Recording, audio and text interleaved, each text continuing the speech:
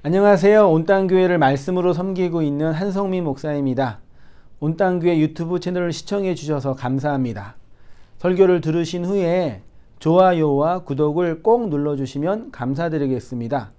온땅교회 말씀 사역에 큰 도움이 됩니다. 오늘도 말씀 안에서 평안하시고 즐거운 하루 되시길 바랍니다. 감사합니다. 구독과 좋아요를 꾹꾹 눌러주세요. 감사합니다. 16절 제가 볼게요. 요셉이 바로에게 대답하여 이르되 내가 아니라 하나님께서 바로에게 편안한 대답을 하시리이다. 여기 편안함이 샬롬이고요. 그 다음에 36절에 이와 같이 그 곡물을 이 땅에 저장하여 애굽 땅에 임할 7해 흉년을 대비하시면 땅이 이 흉년으로 말미암아 망하지 아니하리이다. 오늘은 창세기 2부 58번째 시간이네요. 바로의 꿈을 해석해주는 요셉이라는 제목으로 말씀을 상고해 보도록 하겠습니다. 41장은요 크게 4단락 정도로 구분할 수가 있더라고요. 뭐 크게 중요하지는 않는데 13절까지 바로가 꿈을 꾸고 이제 술 맡은 관원장, 술 맡은 신하가 2년 전에 요셉을 2년이나 요셉을 기억하게 되는 장면이 나오고, 그래서 이제 요셉이 36절까지 바로에게 불려 나와서 바로의 꿈을 해몽해 주는, 그러니까 원래 꿈은 해몽이라 그러죠.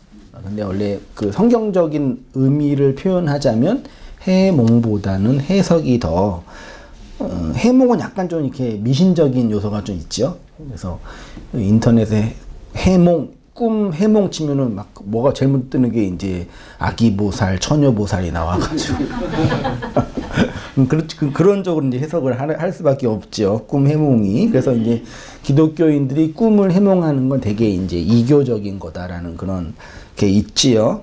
아무튼 뭐 그렇게 꿈을 이제 해석해 주고 45절에 해석해 져가지고 요셉이 이제 총리가 되고, 마지막 단락에는 총리가 된 요셉이 애굽 7년 흉년과 7년 풍년을 통해서 애굽의 온 땅의 그 식량을 관장하는 역할을 하게 되면서 이로 말미암아 자신의 식구들, 정확하게 말하면 야곱의 가족들이 형들을 만나서 애굽으로 이주하게 되죠.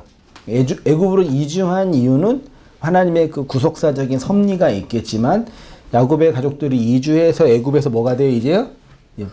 큰 민족을 이루잖아요. 그러니까 하나님이 아브라함에게 너희 민족을 많게 준다고 하셨으니까 그걸 이제 그 언약이 이루어지는 그 이제 배경이 이제 요셉에게 이제 주어지는 내용이 41장이고, 이후에 이제 형들을 만나고 총리가 되고 그 등등 하면서 이제 이야기가 쭉 나오게 되어 있으니까요. 내러티브는 그렇게 확인해 보시면서 그 성경을 읽어 보시면 될 것 같습니다. 41절을 다시 보시면 2페이지입니다. 만 2년 후에 바로가 꿈을 꾼즉 자기가 나일강가에 서 있는데 라고 표현하고 있죠. 누가요? 바로는 애굽의 왕이죠. 그러니까 이 나중에 뒤에 보겠지만 이 요셉의 내러티브 속에는 3번의 꿈 이야기가 나오죠. 첫째는 요셉의 꿈, 두 번째는 두 관원장의 꿈, 세 번째는 바로의 꿈이죠. 이 세 꿈이 율법을 주시기 전에 하나님이 당신의 백성에게 준 계시의 말씀이에요. 우리 입장에서는 기록된 성경 전서가 있는데 이 당시는 성경 전서도 없었고 율법조차도 계시되지 않았잖아요. 오직 있는 것은 아브라함에게 준 그 구두 계시 정도 있었고, 지금은 그것보다는 좀 점진적으로 발전하여서 꿈이라는 것을 통해서 하나님의 어떠하심을 설명해 주는 계시의 말씀인 거예요. 근데 그것이 요셉의 꿈과 두 관원의 꿈과 바로의 꿈으로 기록되어 있는 거니까 오늘 우리 입장에서 이 꿈들을 해몽 이런 게 아니라 성경을 어떻게 해석하고 계시의 말씀을 설명해 내냐로 해석해 들어가야지 본문이 설명이 되는 거예요. 아무튼 그렇게 이제 쭉 있는데 바로가 나일 강가에 서 있지. 여기 서 있다가 아마드란 단어인데요. 이게 하나님 앞에 서 있다. 혹은 뭐 말씀에 서 있다. 혹은 뭐 언약에 서 있다라는 그런 신학적인, 그러니까 되게 상징적인 의미죠. 바로가 지금 어떤 하나님의 말씀을 받으려고 서 있는 모습인 거예요. 성경에서 요 바로, 애굽왕 바로는 누굴 상징해요? 예, 우리의 애굽에서 왕노릇하고 있는, 이 세상에서 왕으로 살고 있는 각자의 세상. 우리는 각자의 세상에 살고 있죠.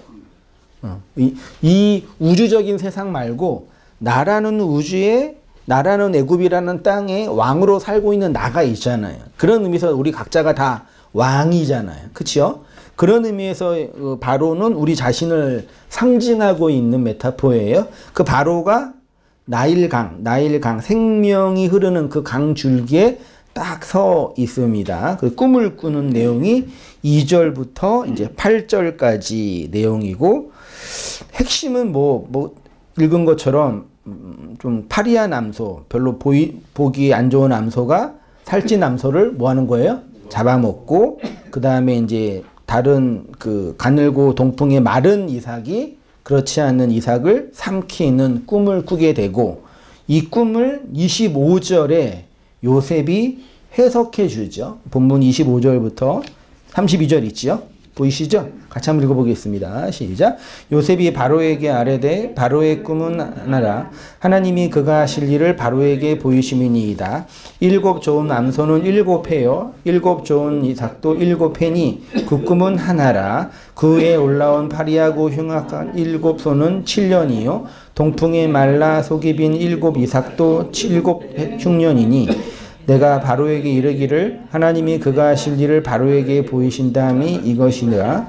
온 애굽 땅에 7회 큰 풍년이 있겠고 후에 7회 흉년이 들므로 애굽 땅에 있던 풍년을 다 잊어버리게 되고 이 땅이 기근으로 망하리니 후에 든 그 기근이 너무 심함으로 이전 풍년을 이 땅에서 기억하지 못하게 되리이다.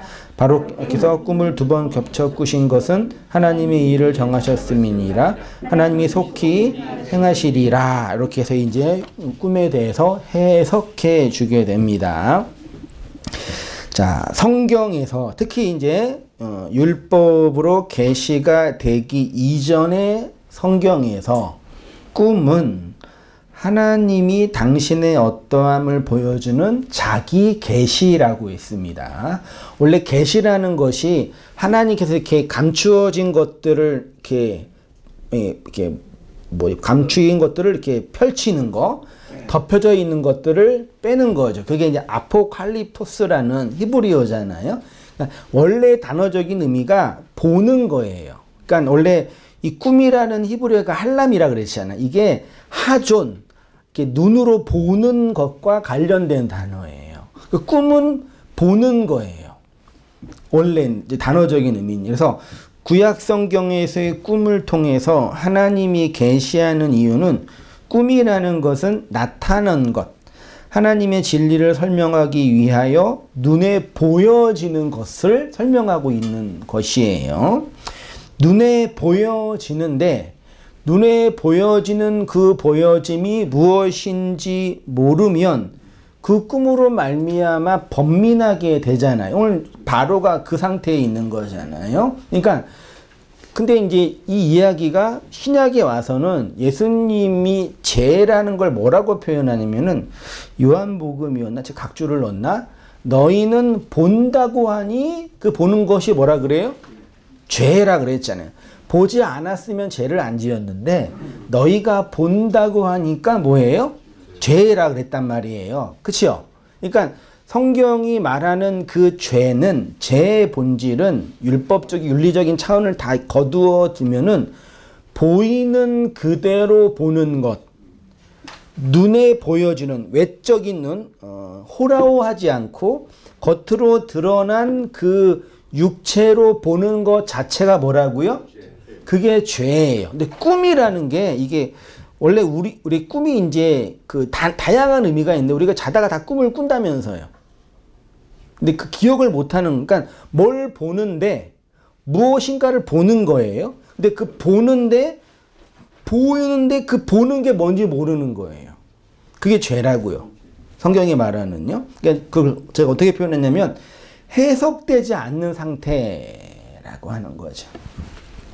모든 인간이 보고 있는 이 세상이 꿈 같다고 하는 것이 바로 이러한 이유 때문인 듯 합니다.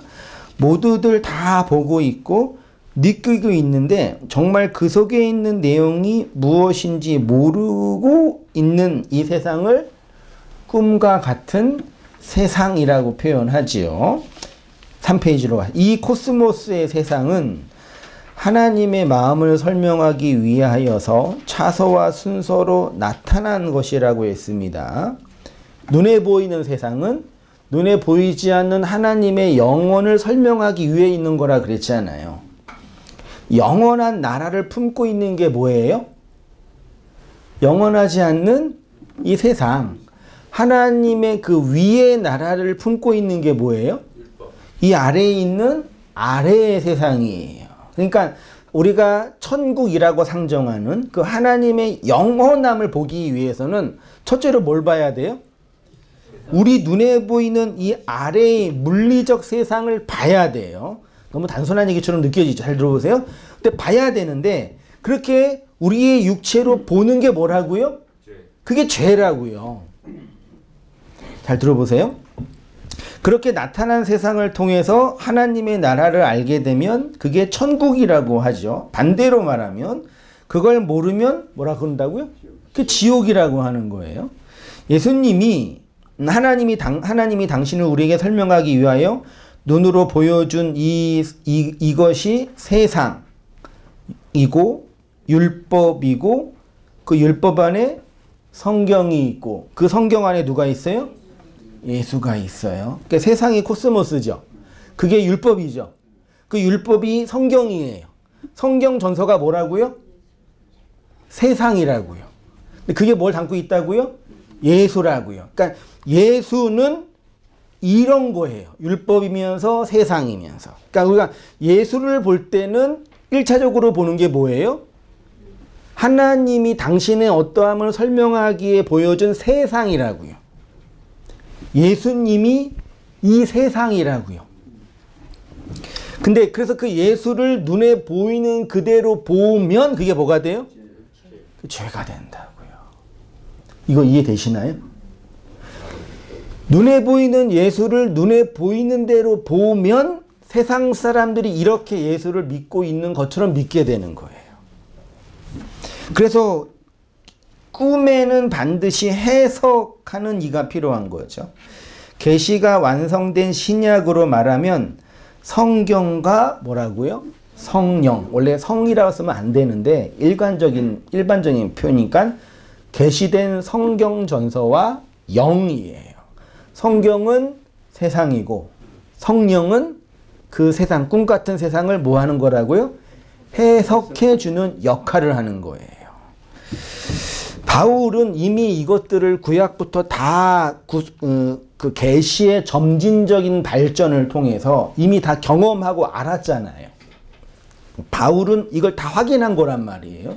이렇게 이제 설명을 했습니다.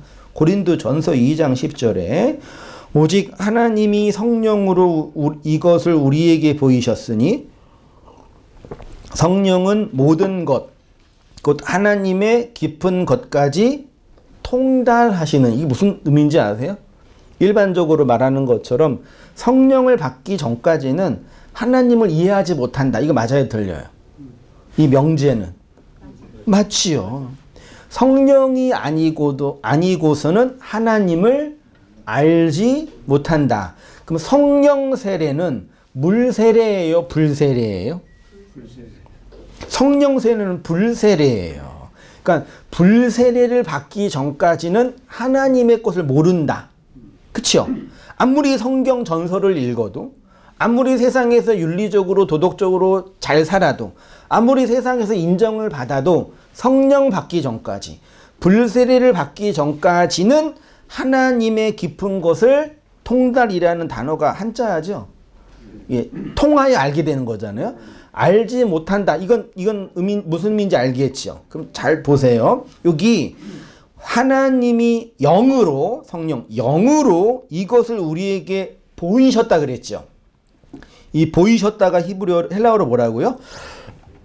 보이세요? 이건 중요해요. 3번에 아포칼립토라는 단어. 이게 일반적으로 폭로하다, 덮개를 벗기다라는 동사예요. 여기에서 뭐가 나왔어요? 한글로, 한자로. 계시가 나온 거예요. 그러니까 계시하다가 아포칼립토예요. 이상하지 않나요? 계시는 하나님이 이렇게 보여주는 거잖아요. 단어적인 의미는. 근데 헬라어는 뭐예요? 아포, 떨어뜨려서 덮개를 푸는 걸 계시라 그래요. 계시는 새로운 걸 보여준다는 단어죠. 우리 이해하는데 원어는 감추어져 있는 거, 무엇인가 덮여서 안 보였는데 감추어져 있는 것들을 덮개를 딱 펴서 보이게 하는 거예요. 이게 정확하게 성경에 어디에 있어요? 성경 역사에? 이 계시가 선명하게 드러나는 것이 다 말씀드렸는데 이거 어디에 있어? 하나님이 계시한다. 계시가 아포칼립토고 그는 덮개를 폭로하고 드러내는 거잖아요. 덮개를 벗어도 안에 있는 것들을 보여주는 데가 어디에 있어요? 지성서 안에 언약궤잖아요. 언약궤가 덮여져 있잖아요. 언약궤 안에 뭐가 있어요? 쌍난 지팡이, 아론의 지팡이, 십계명 돌판, 만나 만나가 있잖아요. 이 세 가지가 뭐예요? 하나님을 부정하고 하나님을 대적하는 인간의 죄, 그러니까 인간의 그 추악하고 더럽고 험한 악한 것들이 응집되어 있는 죄가 이 세 가지거든요. 그것들을 언약 안에 덮었잖아요. 그것들을 폭로하는 게 뭐라고요? 그게 아포칼립토 계시하다예요. 그러니까 이거는 히브리어적 배경이 없이 그 단어만 한자로 읽으면 오해하게 되는 거예요. 저도 오해했어요. 하나님 우리한테 계시해 주세요라는 거, 우리한테 뭘 보여주세요. 옛날에 그 시인들이나 선지자들이 깊은 기도 속에 하나님의 하존을 받잖아요. 그러니까 어떤 신비한 능력을 경험하기 위해서는 뭘 이렇게 다른 차원, 고차원의 그 무엇을 아이고 빛 봐라 이렇게 봐야 된다. 그런 생각을 해서 저도 간절히 기도하면서 내가 알지 못했던 거, 보지 못했던 거를 좀 보게 해달라고 그런 기도 한단 말이에요. 했단 말이에요. 근데 그건 맞는데, 근데 그렇게 보여주는 거는 이 세상 밖에서 내가 알지 못했던 것 다양한 그 무엇을 보는 게 아니에요. 뭘 보는 거예요? 언약궤 안에, 인간 안에 있는 은밀한 죄와 악들, 그 험한 것들, 더러운 것들을 보는 게 아포칼립토스예요. 그게 계시라고요. 그러니까 기독교는 하나님의 자기 계시이며 인간의 하나님 인식이라 그랬잖아요. 그 계시하는 하나님이 언약궤로 설명해 주셨고 인간은 그 언약궤 안에서 하나님을 인식함으로 누굴 인식해요? 나의 어떠함을 알아가는. 그래서 칼빈이 기독교 강요에서 정말 명문장을 얘기했잖아요. 기독교의 가장 중요한 거는 하나님이 누구인지 아는 거고 하나님이 누구인지 알면 인간이 누구인지 안다. 이렇게 인간을 아는 것과 하나님을 아는 것은 깊은 연관관계가 있으니 우리가 하나님의 성경을 통해서 하나님을 안다라는 것은 인간이 어떠한 존재라는 걸 알아가는 거다. 이게 기독교 강에서 처음에 나온 얘기란 말이에요. 그러니까 이게 이제 조직신학에 대한 신론과 인간론이라고 구분을 한 거죠. 그렇게 철학자들이나 신학자들이 이게 명확하게 정리를 했어요. 우리는 그 정리한 그런 학자들이나 천재들이 정리한 것들의 태제를 가지고 개별적으로 연구하면서 이걸 확장해 가면 되는 거예요. 근데 그걸 몰라요, 사람들이. 이 계시가 인간 안에 있는 은밀한 것들을 폭로하고 드러내는 거예요. 그 언약궤가 성전이고 율법이고 성경이고 예수이면서 또 뭐예요? 우리의 마음이란 것도 심리학적인 용어지만 뭐 레부라고 하는데 우리의 마음이에요. 그래서 전도성과 시편에는 만물보다 거짓되고 부패한 것이 인간의 마음이요. 이거를 누가 알리요 그러잖아요. 그걸 이제 세상에서는 천길 물속은 알아도 한길 사람 속은 놀라운 지혜 아니에요. 그러니까 사람도 다 더럽다 이게 아니라 다 속여 먹는다. 뭐 그걸 말하고 싶은 거겠지만 내용적으로 보면 우리 안에 있는 그 마음의 깊은 곳은 나도 몰라요. 그래서 어떤 의미에서 철학적인 표현이겠지만 우리의 인생은 나 하나 알아가는 그러니까 세속적인 인문학적인 용어로 자아를 찾는 여행이라 그러죠.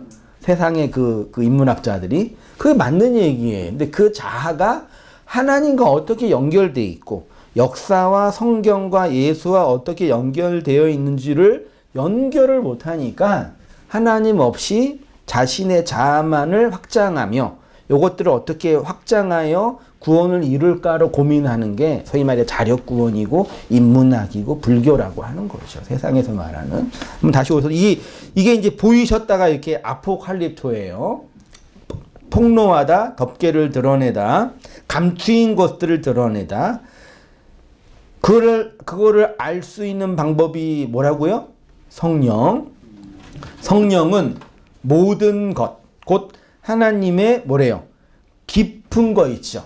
그렇죠. 하나님의 깊음이 어디에 있어요? 하나님의 깊은 곳이 어디에 있어요?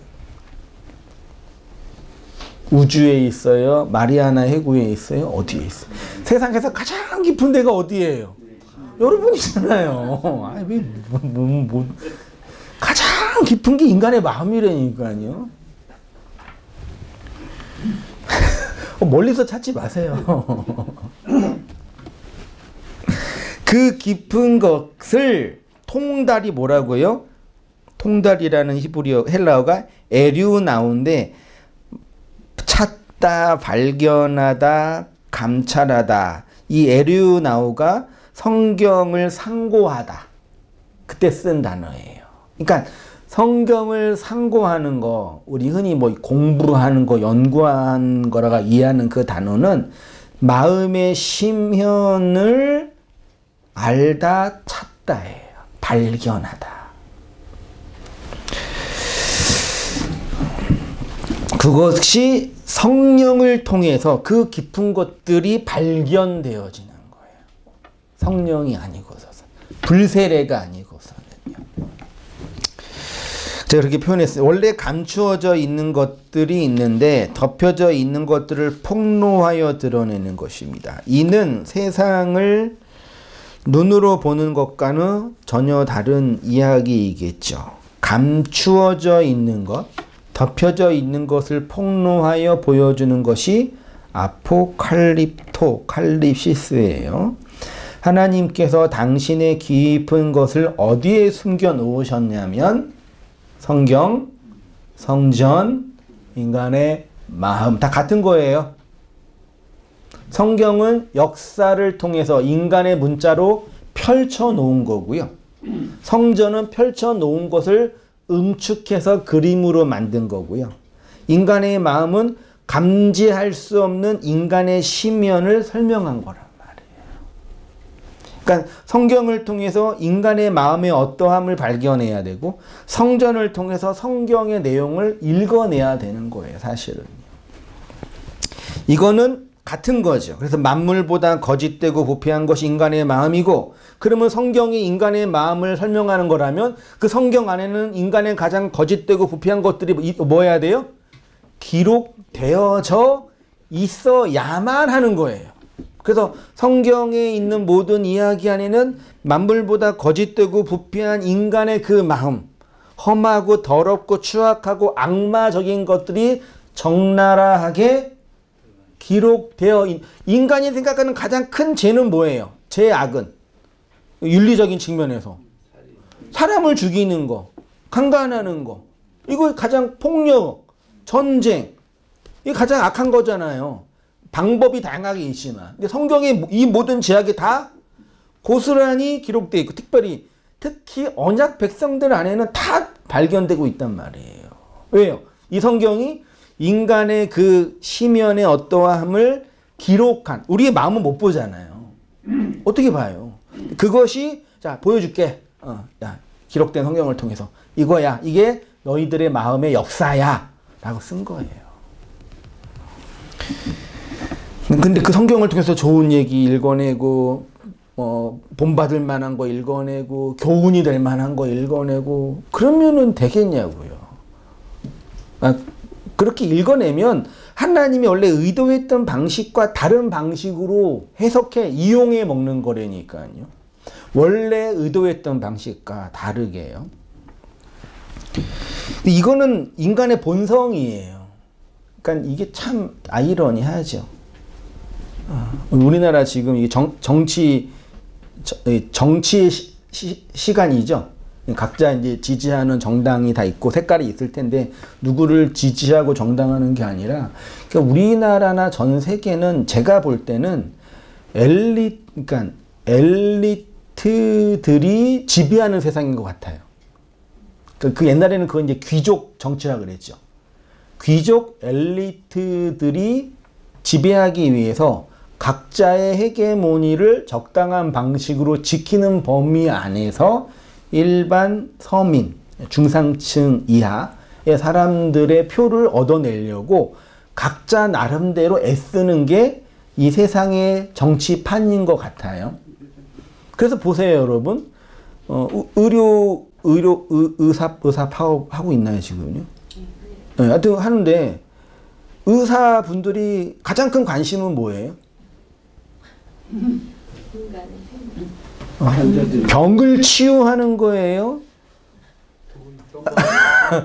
실제로 의대 가는 사람들 다 물어보면, 너 왜 의대 왜 왔어? 물으면 다 그러잖아요. 그러니까, 그게 나쁜 게 아니죠. 그걸 저희가 비난하는 게 아니라, 그건 뭐 자연스러운 본성이니까, 의사가 되는 목적은 의사가 돈을 많이 벌 수 있는 구조니까 의사가 되는 거예요. 그래서 공부 잘하는 애들이 다 의대 가잖아요. 진짜 의대 가는 애들은 진짜 정말 웬만한 천재 아니면 못 가요. 거의 전체 인원 3,000명도 안 된다면서요. 전체 우리 그 수능 보는 애 중에 3,000명이면 0.01일까요? 그러니까 미어 터지는 거예요. 그리고 의대 정원은 이렇게 맨날 늘리지도 않으니까 거기에 파이가 있으니까 의사들 평균 연봉이 뭐 10억, 20억이라는 게 평균이 그렇다고 하니 뭐 번당 오죽하겠어요. 그러니까 공부 잘해야지요. 그러니까. 근데 그게 의사들은 이 병이라는 이 세균 혹은 인간의 병, 암 이런 것들이 좋을까요? 싫을까요? 좋아요. 의사를 되게 폄하하는 게 아니에요. 의사들이 의료과학이 많이 발전해가지고 인간의 그 암세포나 병원균을 다 죽여버려. 더 이상 이제 세균도 없고 병도 없는 세상이 돼. 그거 어떻게 돼요? 직업 바꿔야죠. 의사가 필요 없는 세상이 되잖아요. 저는 좀 깊이 들어가 보자는 얘기예요. 그러니까 의사로 돈 많이 벌려면 세상에 뭐가 많아야 돼요? 세균과 질병이 많아야 되고 그 세균과 질병에 감염된 사람들이 많이 있어야지 자신들이 이제 돈을 많이 벌잖아요. 그러면 의사들은 어떻게 의료 행위를 하겠어요? 그러니까 병원균을 없애는 일을 하겠어요? 병에 감염된 사람이 많아지는 일을 하겠어요? 근데 여러분 이거 되게 심각한 문제예요. 그러니까 원래 의학에서는 예방의학이라는 게 있잖아요. 그러니까 예방의학은 병에 걸리지 않게 미리 준비하는 거예요. 그러니까 뭐기 치과 가서 임플란트 하면은 여기 차 몇 대 들어가야 되잖아요. 몇 대 하면은요. 그러니까 아예 어려서부터 이빨 관리 잘하고 시술 잘하면 나중에 이제 치과 갈 일이 별로 없잖아요. 유전적인 거 빼놓고는. 근데 그러려면 이제 치과 의사들이 이빨을 잘 관리하도록 이렇게 만들어주는 일을 해야 되는데 그 일을 열심히 하면은 또 어떻게 돼요? 치과 의사들은? 돈을 못 벌어. 이게 되게 아이러니하지 않아요? 되게 좀 이해가 안 됐거든요. 그게요. 정말 사람들의 마음의 본질은 뭘까? 이거는 의료가 정치도 마찬가지예요. 정치인들은 일반 서민들이 성공해서 자신들처럼 이런 높은 자리에 올라가는 걸 원할까요? 원하지 않을까요? 경쟁자가 많아. 원하지 않아요. 야, 너희들은 거기에 있고 나는 이렇게 엘리트로 이렇게 높은 곳에 있을 테니까 적당하게 줄 테니까 나 찍어줘. 이거란 말이에요. 어느 정당이든 다 그래요. 예. 그 실표를 잘 하세요. 네. 알아서. 그러면 이 종교계는요? 그래, 안 그래요? 똑같단 말이에요. 그러니까 아까 제가 농담처럼 부활절 만들고, 추수감사절 만들고, 성탄절 만들고, 또 종려주일 만들고, 다 절을 만들었어요. 왜요? 왜요? 사람들한테 이 하나님의 말씀의 그 내용을 잘 전하려고. 그쵸? 그런 거예요? 네. 그렇게 알고 계셔요? 네. 다른 목적은 없어요. 뭐 하다가 여기까지 왔어요? 인간의 그 마음이 그렇게 깊은 그 무적행이라고요. 그러니까 그 마음들이 모여서 조직을 만들면 어떻게 되겠냐고요. 그 가장 강력한 조직이 국가예요. 그렇죠? 국가가 얼마나 무서운지 아시죠? 폭력과 살인은 어떠한 개인도 허락이 안 되는데 국가는 허락해줘요. 무섭지 않아요? 개인이 사람을 죽이면 나쁜 놈인데 국가에서 죽이면 법을 집행하는 거라니까. 심지어 영웅이 돼요. 그 무섭지 않아요? 인간의 마음이 모여있는 그 집단은 그렇게 무서운 곳이라니까요. 그 국가와 비슷한 데가 우리 회사도 마찬가지죠. 사람들이 모여서 돈을 벌기에 모이는 그 집단. 그 회사잖아요. 얼마나 무서워요. 그 우리의 인간성은 우리 개인적으로도 깊고 무섭고 집단적으로도 그렇게 무서운 곳이라니까요. 그러면 교회라는 곳이 모여서 해야 할 게 뭔지 답이 나오는 거래요. 나오는 거예요, 당연히요. 그렇게 만물보다 거짓되고 부패한 인간의 시면이 적나라하게 기록된 곳이 어디라고요? 성경이고 그 성경의 내용을 해석해 주는 분이 성령 하나님이라고 하는 거예요.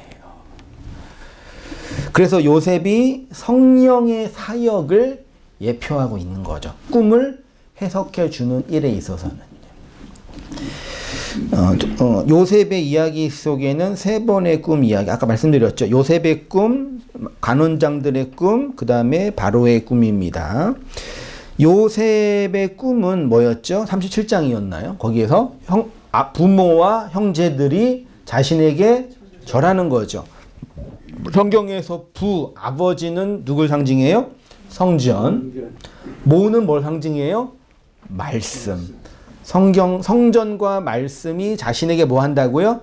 절한다는 얘기는 요셉이 높은 자리에 올라갔다는 뜻이 아니라 요셉이 그 부모, 즉 하나님의 성전과 그 언약의 내용이 무엇인지 드러나고 알려진다는 의미로 절한다라고 표현하는 거예요. 그래야지 그가 성령의 사역을 할 수 있으니까요. 그 다음에 두 간원장의 꿈은 예수 그리스도의 성육식과 죽음과 부활을 상징합니다. 그래서 떡 맡은 간원장은 죽고 술 맡은 간원장은 부활하여 성령으로 오는 것을 설명했죠. 영으로 존재하시는 하나님이 눈에 보이는 말씀으로 오시는 사건이 뭐라고요? 예수님의 성육신, 말씀 육체로 오셨고 십자가에서 죽으시고 무덤에 장사 지난 바 되시고 그 다음에 뭐 하셨어요? 부활하시고 그리고 부활하셔서 성령으로 다시 오시는 거죠. 바로의 꿈은 우리의 꿈이라고 할 수 있습니다. 사실 애굽 왕으로 살고 있는 바로가 4페이지입니다. 이 코스모스의 세상으로 왕으로 살고 있는 우리의 모습을 상징하는 거예요. 바로가 이 꿈을 꾸었는데 해석할 리가 없다고 하는 것은 우리가 이 율법의 세상에서 하나님이 보내주신 말씀을 보고 듣고 있는데 그 속의 내용, 그 깊은 심연의 내용이 무엇인지 못 알아먹고 있는 것. 그것이 무엇인지 못 알아먹으면 어떻게 된다고요? 마음이 번민한다고 하는 거예요. 그 번민에 반대되는 게 뭐예요? 샬롬이에요. 그 성경 전체의 내용 중에 하나가 하나님의 샬롬이잖아요. 이 샬롬을 우리는 정말 충분히 이해하지 못하고 있어요. 그냥 단순하게 전쟁이 없는 편안한 상태는 샬롬이 아니에요. 오히려 샬롬은 우리 안에 있는 깊은 것들이 아포칼립토, 폭로되고 드러난 그 상태가 뭐라고요? 샬롬이에요. 그 일을 하시는 분이 누구라고요? 성령 하나님이라고 하는 거예요. 그래서 그래서 성령이 오시면 꿈 같은 이 세상, 꿈으로 펼쳐진 이 세상이 어떠한 것인지 가르쳐 준다고 표현했죠. 그러니까 어떤 분이 그 파묘 영화를 평론하면서 그 기독교 분 어떤 그 약간 이렇게 보수적인 목사님인데 파묘는 기독교인들이 보면 안 되는 영화라고. 진짜 거기에는 무당 나오고 뭐냐 또 이렇게 하여튼 그 미신적인 게 나오니까 구약 성경에는 무당 죽이라고 그러고 그랬잖아요. 그러니까 그거는 진짜 아주 진짜 그 유치하고 세속적이고 소학 아주 아주 그 얕은 아주 그 겉표면 중에도 진짜 겉표면 그거 가지고 사람들을 하는 거예요. 그 파묘가 묘를 파헤치는 거잖아요. 묘를 파헤치니까 뭐가 나와요? 험한 게 나오잖아요. 그 험한 건 뭐예요? 그게 너무 작가랑 감독이 아름답게 잘 만들었는데 물론 그 인간 안에 그 상처 그 고통 해결되지 못한 그 아픔들이 있는 거잖아요. 그걸 끄집어내서 해결하는 거잖아요. 그 네 명의 그 장이 누구죠? 그 묘벤저스라 그러나 그 네 명의 그 무당 그 최민식이 뭐했죠? 직관 그런 사람 되게 그 풍수질이나 미신적인 일을 하는 거 느끼는 게 그게 인간 안에 심연 그 상처를 끄집어내서 푸는 거잖아요. 그게 사실 제사의 의미잖아요.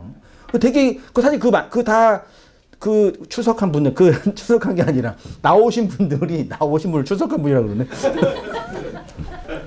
나오신 분 다 기독교인, 감독도 기독교인이라고 그러고 김공 씨도 기독교인이라 다 그러니까 그 목사가 어떻게 기독교인이 그런 걸 찍냐고. 겉들어 볼 때는 그렇게 말하는 게 말도 안 되지. 그 말이 돼 그게. 진짜 무서워요 그 세상이. 그래서요. 그 얕은 지식이 사람을 죽여요. 그래서요. 그러니까 무당 부닥거리 하는 게 좋다 이런 얘기가 아니라 그걸 말하고 싶은 게 아니잖아요. 그러니까 그렇게 안에 있는 것들을 끄집어내서 드러내는 그 역할을 성령이 하신다고 말하자면 오늘 본문에 의하면은요. 요한복음에 그런 얘기 많이 있잖아요. 보세요. 그러나 내가 너희에게 실상을 말하노니 내가 떠나는 것이 너희에게 유익한 죽어야 된다는 뜻이겠죠. 내가 떠나가지 아니하면 보혜사가 너희에게로 오지 아니할 것이요. 가면 내가 그를 너희에게 보내리니 쭉 중간에 빼서 그러나 진리의 성령이 오시면 그가 너희를 모든 진리 가운데로 인도하시리니 스스로 말하지 않고 오직 들은 것을 말하여 장래일을 너희에게 알리시리라. 장래일은 미래일이 아니라는 거 알고 계시죠? 성경 말씀을 해석한다는 뜻이에요. 14절 그가 내 영광을 나타내니 내 것을 가지고 너희에게 알리겠습니다. 무릇 아버지께 있는 것은 다 내 것이라. 그러므로 내가 말하기를 그가 내 것을 가지고 너희에게 알리셨으니라 하였노라. 26절 보혜사 곧 아버지께서 내 이름으로 보내실 성령 그가 너희에게 모든 것을 가르치시고 내가 너희에게 말한 모든 것을 뭐 한대요? 저 옛날에 이 말씀을 그냥 문자적으로 봤을 때 성령을 받아야지 기억력이 좋아진다. 이런 취지로 이해했어요. 그러니까 이전에 들었던 것들이 충분히 해석되어진다. 이렇게 해석했어요. 그래서 이것에 대한 아주 중요한 증거가 그 사도 베드로 얘기를 하면서 베드로가 성령 받기 전까지는 설교했어요? 안 했어요? 설교 못 했어요. 근데 성령을 받고 나서 나중에 사도행전에서 설교하자는 다른 사람이 되잖아요. 그게 성령 받아서 그렇게 한 거라고 말해요. 뭐 괜찮은 얘기예요. 근데 그렇게 말하는데 그런 게 아니라 생각나다가 제가 각주 안 뒀나요? 뒤에 넣었나? 생각나다가 헬라어로 5페이지에 있어요. 생각나 헬라어로 아나 밈네스코라는 단어거든요. 아나 위에 밈네스코는 생각하다 기억하니까 위의 것으로 생각하다 뭐 그런 뜻인데 단어적으로 본다면 내용적으로 본다면 아래에 있는 것으로 위의 것을 설명하다. 이게 생각나다의 뜻이에요. 밈네스코, 아나 밈네스코예요. 율법으로 보여진 것들을 위의 것으로 전하다. 이게 생각나. 그러니까 성령이 오시면 내가 너희에게 율법으로 준 눈에 보여지는 것들로 보여준 그것들의 진리를 해몽하여 건네준다. 그 뜻이에요. 생각나. 그 일을 누가 한다고요? 성령님이 하신다고요. 하나님의 영이 그리스도가 죽고 부활하여 우리에게 임하신 그 영이 하신다고요. 뿌뉴마가. 예수님의 십자가의 죽음은 우리를 위한 희생적인 죽음입니다. 그건 맞아요. 근데 이렇게만 이해하면 정말 1차원적인 거예요. 나를 위한 희생적인 죽음. 그래서 내가 그 희생을 당한 자로서 희생을 덧입은 자로서 거룩하고 착하게 살아야 된다는 건 아주 1차적인 거라니까요. 오히려 그렇게 노력할 때 나는 착하게 살 수 없다. 착하게 살지 못하는 이유는 성령의 능력을 충분히 못 받아서 이렇게 해석한단 말이에요. 그건 아주 1차적인 거고 아주 지엽적인 아주 표피적인 거고 더 엄밀한 의미는 교회에게 영으로 임하는 과정이에요. 그 예수가 죽어야지만 하나님의 영이 누구한테 와요? 나한테 온단 말이에요. 영을 받을 수 있단 말이에요. 누가 죽어야? 예수가 죽어야. 육체의 예수, 눈에 보이는 그 예수가 죽어야. 바로가 감옥에서 나온 요셉을 통해서 꿈의 내용을 알 수 있었던 것처럼 그리스도가 죽고 감옥에서 부활하여 나와야지만 내가 그 영을 받게 된다라는. 그래서 신약 성경에는 그런 표현, 성령 받기 위해서 뭐 해야 돼요? 그러니까 신약 성경에서는 우리가 구원받기 위해서 내가 뭐 구원을 위해서 이런 얘기보다는 뭐 하라 그래요? 성령 받기 위해서 애쓰라 그러잖아요. 그런 취지의 말이 많이 있잖아요. 그거는 내가 성령을 구하면 성령이 온다라는 그런 말이 아니라 그렇게 예수가 죽어야지만 성령이 나한테 오실 수 있다라는 거 알라는 얘기예요. 그런 의미에서 성령을 구하라, 아이테오 하라, 프로슈코마이 하라라고 요구하는 거라니까요. 그거는 물세로 죽은 자들만 가능한 거예요. 그냥 하나님의 능력을 받아서 그 능력에서 한몫하겠다는 게 아니라 이런 하나님의 구속사적인 내용이 무엇인지 밝혀진 자들에게 그 성령을 구하게 된단 말이에요. 그 성령을 구하는 거예요. 그래서요. 구하시는 거죠. 간절히 구하세요. 기도 가서 성령 받아라, 성령 받아라. 이렇게 단순하게만 하지 말고 제발. 뭔지도 모르는 성령을. 무슨 홀령이 무슨 능력이에요, 그분이? 그렇게 받아야지만 꿈꾸고 있는 이 세상의 내용이 내가 꾸고 있는 이 세상이 어떤 건지 알아먹는 거라니까요. 그래서 요셉이 감옥에 가는 것은 예수 그리스도의 십자가의 죽음이고 나오는 것은 부활하는 거지요. 그리고 그 죽음과 부활이 바로 누구 이야기 속에서요? 두 관원장, 두 신하의 이야기 속에서 설명된 거라고 표현했고 예수님의 이 말씀은 내가 십자가에서 죽고 부활하여 영으로 너희에게 가면 죄에 대하여 의에 대하여 심판에 대해서 책망하고 너희를 모든 진리 가운데로 인도하고 말한 모든 것들을 생각나게 한다라고 하는 거죠. 이런 의미에서요. 그렇게 해야지만 나의 시면, 무덤, 마음의 무덤, 그것이 진정한 폭로되고 드러나는 거죠. 그게 뭐 굳이 말하면 파묘라고 표현할까요?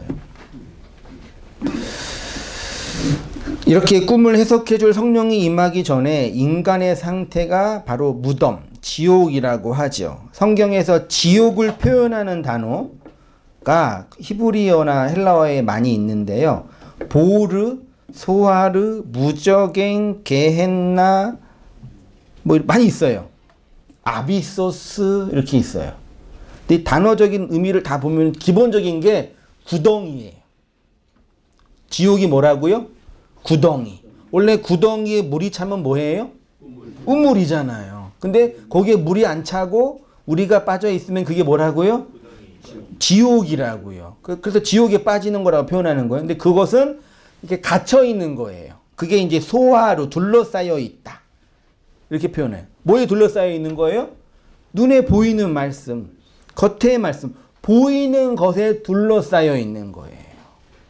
그렇게 둘러싸여 있는 인간의 심연의 상태가 끝이 없는, 바닥이 없는 무저갱이라고 표현하는 거예요.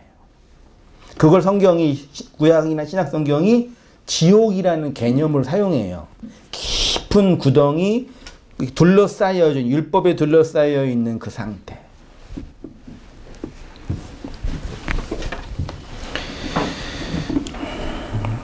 이렇게 꿈을 꾸어서 무엇인가를 보고 있는데 그 내용이 어떤 건지 모르고 있는 그 상태를 번민한 상태 혹은 평안이 없는 상태, 샬롬이 없는 상태라고 성경이 말하고 있는 거예요. 그래서 오늘 그 바로가 꿈을 꿨는데 뭔지 모르니까 뭐라 그래요? 번민이 가득하라 그랬고, 그때 비로소 뭘 구해요? 성령을 구하는 거예요. 요셉을 구하잖아요. 그 요셉을, 그래서 이제 술 맡던 관원장이 요셉 있어요 온 거잖아요. 구하니까 오는 거예요. 번민하니까, 아파하니까, 통증이 있으니까 찾는 거예요. 그래서 그는 애굽의 점술가와 현인을 불러서 꿈의 해석을 듣고 싶어 했지요. 바로가 의지한 점술가가, 이거 옛날 성경에 뭘로 번역된지 아세요? 개역 성경에는 무당, 술객, 혹은 마법사. 그래서 이 구약 율법에서는 무당이나 술객이나 이런 사람들 뭐라 그래요? 죽이라 그러죠. 원래 무당이 점치는 사람이에요? 그걸 점치는 사람은 누구예요? 점쟁이라는 게 있어요?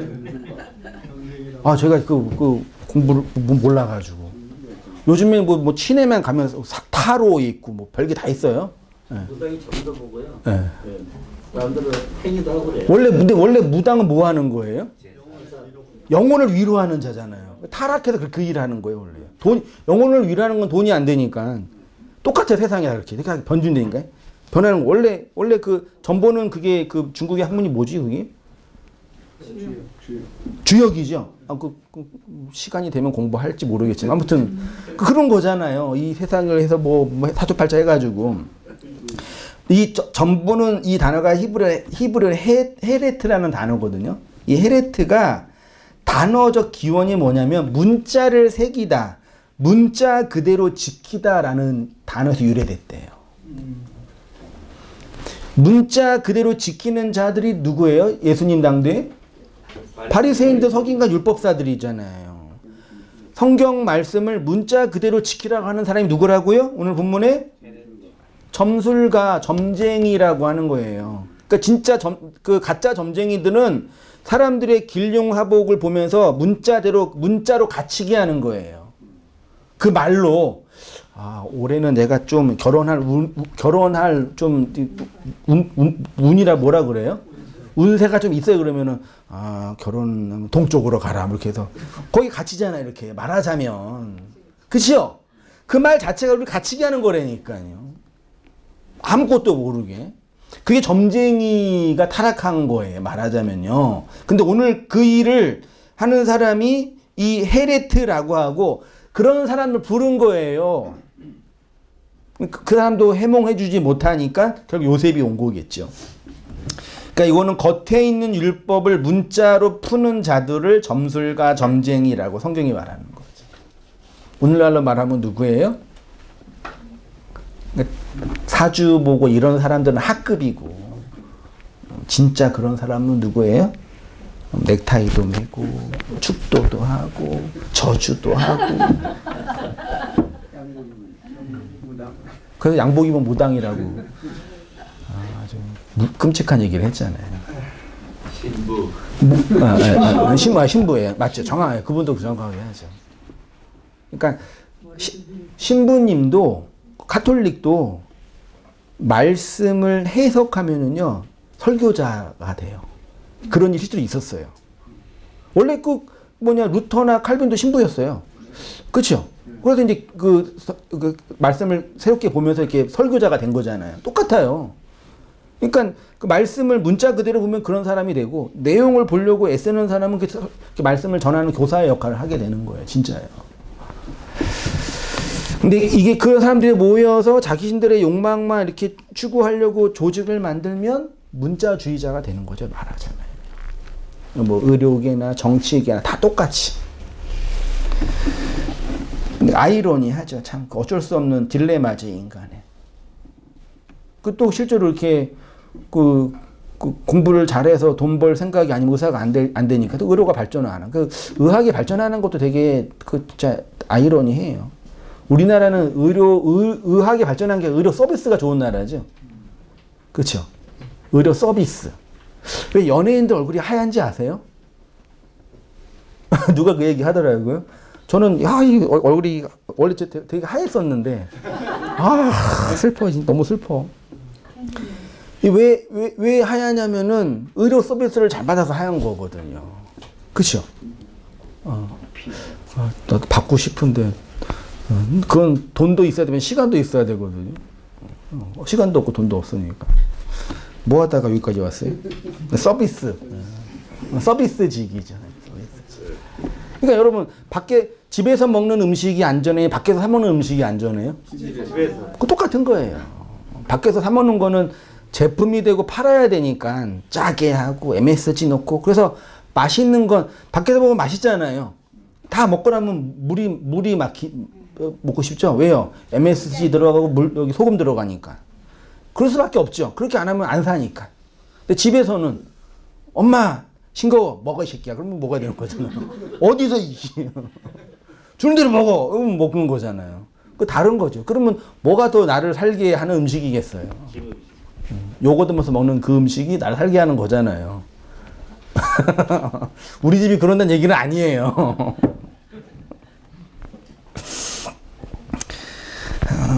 그게 이제 이런 단어가 갖고 있는, 성경을 문자 그대로 지키라고 하는 자들이 무당이에요. 점쟁이에요. 똑같아요.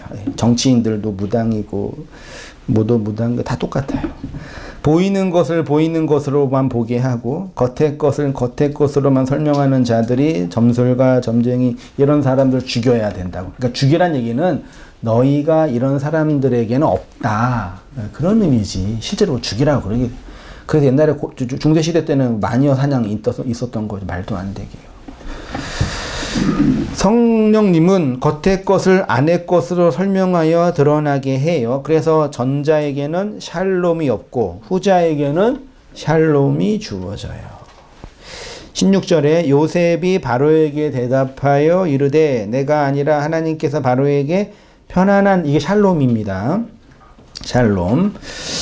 예수님은 보혜사가 오시면 모든 것을 생각나게 한다고 하셨는데, 요게 아나밈네스코라 했죠. 아래 것을 위의 것으로 설명하다, 이해시키다. 그러니까 성령이 오시면 그 전에 들었던 모든 말씀을 기억하는 것이 아니라 아래 것, 율법으로 들었던 것이 위의 것, 진리로 이해된다, 임하게 된다라는 말씀이에요. 그래서 그렇게 꿈을 해석하게 되면 진정한 뭐가 주어진다고요? 샬롬이 주어진다고요. 그럼 이 샬롬 얘기를 하고 이제 정리해보겠습니다. 앞에서 말씀드렸듯이 꿈은 보여지는 것이라고 했습니다. 보이지 않는 하나님의 것을 보이는 것으로 표현한 것이 꿈인데, 성경의 계시가 점진적으로 확장되면서 이 보이는 것들이 문자로, 율법으로, 성전으로, 예수로, 성경으로 확장된 거예요. 이게 계시의 점진성입니다. 그러니까 꿈을 꾼다라는 것은 코스모스의 세상을 보는 것이고, 율법을 보는 것이고, 성전을 보는 것이고, 성경을 보는 것이고, 우리의 마음을 보는 거예요. 꿈꾸는 게. 실제로 우리 꿈꾸는 거는 하루 종일 있었던 것들이 이렇게 있는 잔상이 보이는 거라고 하잖아요. 실제로요. 내 마음이 불안하면 꿈에서 이상한 꿈 꾸고, 내 마음이 편안하면 즐거운 꿈 꾸잖아요. 똑같은 거래. 보여지는 것을 보는 거예요. 꿈이요.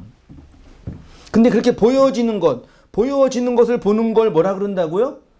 그걸 죄라고 한다고요. 꿈이 해석돼야지만 진정한 샬롬이 주어지는데 옛성전의 의미가 드러나야지만 진정한 평안이 주어지죠. 근데 그 옛성전, 율법, 성전, 말씀, 예수 그걸 응축하여 우리 안에 설명해 준 곳이 어디라고요? 인간의 마음, 레브라고 하는 거예요. 그 마음이 성전이고 율법이고 말씀이고 예수이죠. 그러면 하나님, 예수님은 천국이 저기 있다, 여기 있는 것이 아니라 너희 안에 있다 그랬죠. 그럼 반대로 얘기하면 지옥이 저기 있다, 저기 있다, 너희 안에 있는 거예요. 그러면 지옥 같은 우리의 마음이 천국이 되는 게 샬롬이라고 하는데 그게 뭐냐면 마음의 깊은 것, 악과 공포와 두려움과 험한 것과 악한 것들이 뭐래요? 폭로되고 드러나는 거. 아포칼립토, 파묘. 드러나는 게 그게 뭐라고요? 하나님의 샬롬. 그게 천국이라고 하는 거예요. 그래서 예수님이 천국은 너희를 침투한다라고 설명하시는 거예요. 지옥인 너희 마음속에 내가 그 말씀으로 들어가서 해짓고 들어가 너희의 어떠함을 폭로하고 드러내는 것. 그게 하나님의 나라, 침노라고 표현한 거라니까요. 그래서 이걸 심리학적으로 이제 이용해서 영적 치유 이런 것들 할 때 뭐예요 주로? 옛날에 상처, 옛날에 그런 것들 다 뭐예요? 눈물 흘리면서 내가 옛날에 이런 죄를 졌고요, 이런 것들 상처 막 이렇게 배설하죠. 그때 심리적으로 이제 좀 편안함을 느끼죠. 변하지 않더라도요. 우리 안에 그런 해소감이 있잖아요. 이게 다 우리 안에 곳곳에 다 있다니까요. 해소하는 게요. 그 해소하는 것도 정서적으로는 도움이 되지만 내용적으로는 도움이 안 돼요. 내용적으로. 그거는 정말 성령이 오셔서 우리 안에 어떠함들이 드러나게 하는 나의 죄와 악들을 폭로하고 드러나는 그 아포칼립토로 드러나게 하는 그 사역이 아니고서는 불가능하고 그것을 구약 성경에서는 언제 경험했어요? 제사장이 성전에 들어가서 법궤 시온자죠? 지성소죠? 거기에서 하나님이 임할 때 그걸 경험한 거라니까요.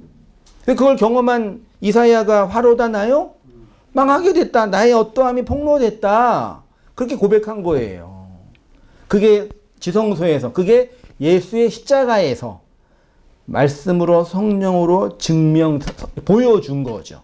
그걸 통해서만 우리의 마음, 우리의 심연에 깊은 것들이 아포칼립토 드러나고 증언되는 거예요. 그래서 성도는 역사 속에서 자기는 부정되고 나는 날마다 깨트려지고 죽고 살아가는 자라고 고백할 수밖에 없는 거라니까요. 그게 성도가 역사 속에서 자기가 아파르이고 먼지이고 없음이고 부정되는 존재입니다 라고 증명받는 거예요. 거기에 진정한 샬롬, 안식이 주어지는 거예요. 그치요? 제 말 틀리지 않죠? 괴로워요. 그건 이제 개인의 문제시고요. 예. 성령님이 알아서 해결해 주실 거고요. 우리 성도님들이 이제 역사 속에서 살면서 풀어야 할 숙제라고 생각이 듭니다. 마지막 읽고 마치겠습니다. 그곳에서 온갖 험하고 추악한 것이 있습니다. 그래서 그 안에 있는 온갖 험하고 더러운 것이 드러나고 폭로돼야지만 진정한 샬롬이 주어져요. 그 폭로의 현장이 바로 그리스도의 십자가, 저주의 나무인 거고요. 그리스도의 피, 그 보혈의 피가 우리 안에 있는 험하고 더러운 것들을 폭로해야지 진정한 제사함과 용서가 주어지게 됩니다. 보혜사 성령이 바로 이러한 하나님의 구속의 사역을 우리의 마음과 역사 안에서 이루어 주시는 것입니다. 그래야지만 율법의 세상에서 진정한 양식을 준비하는 자. 그래서 이제 나중에 양식, 샬롬을 얻은 자가 양식을 관장하는 자로 있게 되는 거죠. 이 은혜 안에서 우리 살아가는 성도님 되시기를 축원드립니다. 우리 기도하겠습니다. 하나님 아버지, 이 율법과 문자와 성경과 세상의 것들로 보여지는 것 속에서 죄와 악으로 드러난 우리가 하나님의 사죄의 은혜와 용서의 영광을 누리며 살아가도록 이끄시고 붙잡아 주시기를 간절히 빌고 원합니다. 그런 저희에게 주의 성령을 보내주시고 주의 은혜의 말씀을 보내주시어서 우리 인생의 위경, 심연의 깊은 것과 악으로부터 구원해 주셔서 주의 은혜의 생명을 누리며 살아가는 우리 모든 교회들, 성도들이 다 되어지도록 하나님 아버지 은혜를 내려 주시옵소서. 계시된 말씀을 통해서 이 세상의 역사와 살고 있는 날들을 통해서 하나님이 우리에게 말씀하시고 설명해 주신 은혜의 날들을 기억하게 하시고 아래의 것들이 위의 것들로 증명되어져서 진정한 생명의 은혜 안에서 살아가는 우리의 모든 삶들이 되어질 수 있도록 하나님 아버지 은혜를 베풀어 주시옵소서. 이제는 우리 주 예수 그리스도의 은혜와 하나님 아버지의 크신 사랑과 성령의 교통하심이 사랑하는 모든 성도님들의 삶 속에 지금부터 영원까지 함께 있을지어다.